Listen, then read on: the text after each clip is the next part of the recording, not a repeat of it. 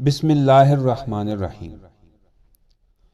ناظرین، حضرت عمر رضی اللہ عنہ بسا اوقات ایک تنکا ہاتھ میں لیتے اور فرماتے کاش میں یہ تنکا ہوتا، کبھی فرماتے کاش مجھے میری ماں نے جنا ہی نہ ہوتا۔ ایک مرتبہ کسی کام میں مشغول تھے، ایک شخص آیا اور کہنے لگا کہ فلاں شخص نے مجھ پر ظلم کیا ہے، آپ چل کر مجھے بدلہ دلوا دیجئے۔ آپ رضی اللہ عنہ نے اس کے ایک درہ مار دیا کہ جب میں اس کام کے لیے بیٹھتا ہوں اس وقت تو آتے نہیں، اور جب میں دوسرے کاموں میں مشغول ہو جاتا ہوں تو آ کر کہتے ہیں کہ بدلہ دلوا۔ وہ شخص چلا گیا۔ آپ رضی اللہ عنہ نے آدمی بھیج کر اس کو بلوایا اور درہ اس کو دے کر فرمایا کہ بدلہ لے لو۔ اس نے عرض کیا کہ میں نے اللہ کے واسطے معاف کیا۔ گھر تشریف لائے، 2 رکعت نماز پڑھی، اس کے بعد اپنے آپ کو خطاب کر کے فرمایا، اے عمر، تو کمینہ تھا، اللہ نے تجھ کو اونچا کیا، تو گمراہ تھا، اللہ نے تجھ کو ہدایت کی، تو ذلیل تھا، اللہ نے تجھے عزت دی، پھر لوگوں کا بادشاہ بنایا۔ اب ایک شخص آ کر کہتا ہے کہ مجھے ظلم کا بدلہ دلوا دے تو اس کو مارتا ہے، کل کو قیامت کے دن اپنے رب کو کیا جواب دے گا؟ بڑی دیر تک اسی طرح اپنے آپ کو ملامت کرتے رہے۔ ناظرین، انہی کے دور کا ایک قصہ ہے کہ آپ کے غلام حضرت اسلم رضی اللہ عنہ کہتے ہیں، میں ایک مرتبہ حضرت عمر رضی اللہ عنہ کے ساتھ حرہ کی طرف جا رہا تھا۔ ایک جگہ آگ جلتی ہوئی جنگل میں نظر آئی۔ حضرت عمر رضی اللہ عنہ نے فرمایا کہ شاید یہ کوئی قافلہ ہے جو رات ہو جانے کی وجہ سے شہر میں نہیں گیا، باہر ہی ٹھہر گیا، چلو اس کی خیر خبر لیں، رات کو اس کی حفاظت کا انتظام کریں۔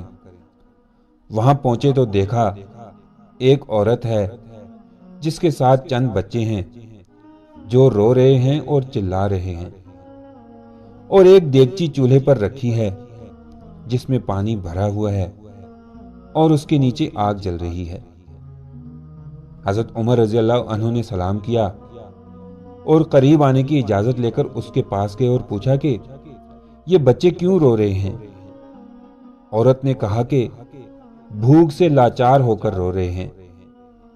دریافت فرمایا کہ اس دیگچی میں کیا ہے؟ عورت نے کہا کہ پانی بھر کر بہلانے کے واسطے آگ پر رکھ دی ہے کہ ذرا ان کو تسلی ہو جائے اور سو جائیں۔ امیر المومنین عمر کا اور میرا اللہ ہی کے یہاں فیصلہ ہوگا کہ میری اس تنگی کی خبر نہیں لیتے۔ حضرت عمر رضی اللہ عنہ رونے لگے اور فرمایا کہ اللہ تجھ پر رحم کرے، بھلا عمر کو تیرے حال کی کیا خبر ہے؟ کہنے لگی کہ وہ ہمارے امیر بنے ہیں اور ہمارے حال کی خبر بھی نہیں رکھتے۔ اسلم رضی اللہ عنہ کہتے ہیں کہ عمر رضی اللہ عنہ مجھے ساتھ لے کر واپس ہوئے اور ایک بوری میں بیت المال میں سے کچھ آٹا، کھجوریں، چربی، کچھ کپڑے اور کچھ درم لیے۔ غرض اس بوری کو خوب بھر لیا اور فرمایا کہ یہ میری کمر پر رکھ دے۔ میں نے عرض کیا کہ میں لے چلوں۔ آپ رضی اللہ عنہ نے فرمایا کہ نہیں، میری کمر پر رکھ دے۔ 2-3 مرتبہ جب میں نے اصرار کیا تو فرمایا، کیا قیامت میں بھی میرے بوجھ کو تو ہی اٹھائے گا؟ اس کو میں ہی اٹھاؤں گا، اس لیے کہ قیامت میں مجھ ہی سے اس کا سوال ہوگا۔ میں نے مجبور ہو کر بوری کو آپ کی کمر پر رکھ دیا۔ آپ نہایت تیزی کے ساتھ اس کے پاس تشریف لے گئے، میں بھی ساتھ تھا۔ وہاں پہنچ کر اس دیگچی میں آٹا اور کچھ چربی اور کھجوریں ڈالیں اور اس کو چلانا شروع کیا اور چولہے میں خود ہی پھونک مارنا شروع کیا۔ اسلم رضی اللہ عنہ کہتے ہیں کہ آپ کی گنجان داڑھی سے دھواں نکلتا ہوا میں دیکھتا رہا، حتیٰ کہ حریرہ سا تیار ہو گیا۔ اس کے بعد آپ رضی اللہ عنہ نے اپنے دستے مبارک سے نکال کر ان بچوں کو کھلایا۔ وہ سیر ہو کر خوب ہنسی کھیل میں مشغول ہو گئے، اور جو بچا تھا وہ دوسرے وقت کے واسطے ان کے حوالے کر دیا۔